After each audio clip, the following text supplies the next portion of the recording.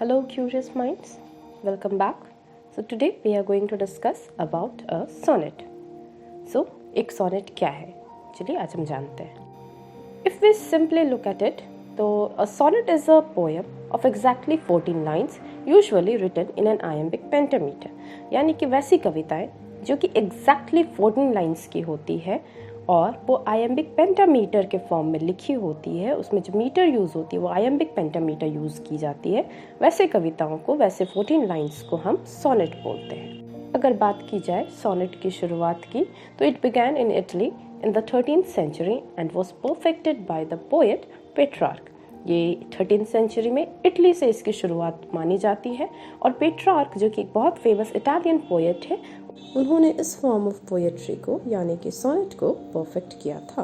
Bye the 16th century Italy से sonnet निकल करके इंग्लैंड की ओर आती है और सर थॉमस वाइट ने पहली बार सोनेट को इंग्लैंड में इंट्रोड्यूस किया था. So sir Thomas Wyatt is credited with introducing the sonnet to England in the early 16th century. On the basis of its structure, a sonnet is divided into 3 types. पहला Petrarchan sonnet, Spenserian sonnet और Shakespearean sonnet. अगर बात sonnets की हो रही है तो एक टर्म वोल्टा बहुत ज़्यादा इम्पॉर्टेंट है. Let us discuss about it. तो ये वोल्टा क्या है? So a volta is a turn in thought where the poem shifts in emotion, tone, argument, perspective, theme और मीनिंग. यानी कि एक कविता में जिस पॉइंट पे टर्निंग पॉइंट आती है उस पोएम के टोन में, इमोशन में, आर्ग्यूमेंट में, पर्सपेक्टिव या जो भी सब्जेक्ट मैटर हो, उस टर्निंग पॉइंट को हम वोल्टा बोलते हैं. Now let's talk about Petrarchan sonnet. So the structure will be of 1 octave and 1 sestet. जो ऑक्टेव होगा यानी कि 8 लाइन्स की जो एक स्टैंजा होगी, उसकी जो राइमिंग स्कीम होगी वो होगी कुछ इस प्रकार: A B B A A B B A and which is followed by a sestet यानी कि 6 लाइन्स, और उनके जो राइमिंग स्कीम होंगे that will be C D E और सी डी सी डी. ये पेट्रार्क का सोनेट है.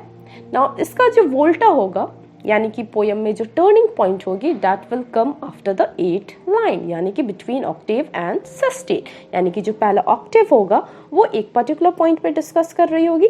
नाउ जो सेस्टेट होगा वहाँ पे हम लोग को change in nature, change in the tone, change in argument, change in tone देखने को मिलेगा.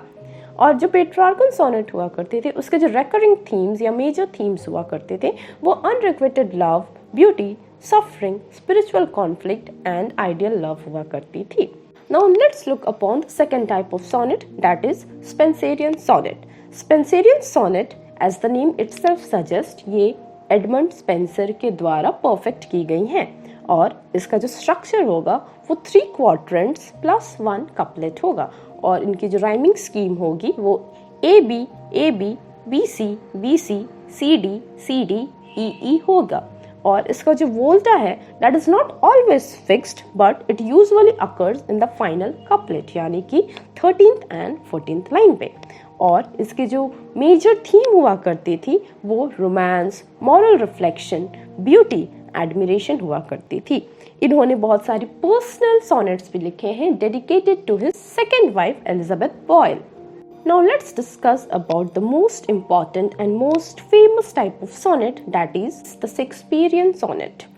इसका जो structure होगा that will be 3 quadrants plus a couplet यानी कि 4 लाइन करके 3 stanzas और एक couplet which will consist of 2 lines. और इनकी जो rhyming pattern होंगी वो है A B C D E F और couplet का G. इसका जो वोल्टा है यानी कि turning point in the sonnet will occur in the final rhyming couplet यानी कि 13th एंड 14th लाइन में हमें वोल्टा देखने को मिलेगा जो कि इस पोएम का थीम को क्लियर करेगा. Now the usual themes which Shakespeare dealt with was love, time, beauty, morality, human nature etcetera. I hope all the 3 types of sonnets are clear, and in the next video we shall talk about some interesting facts related to sonnets.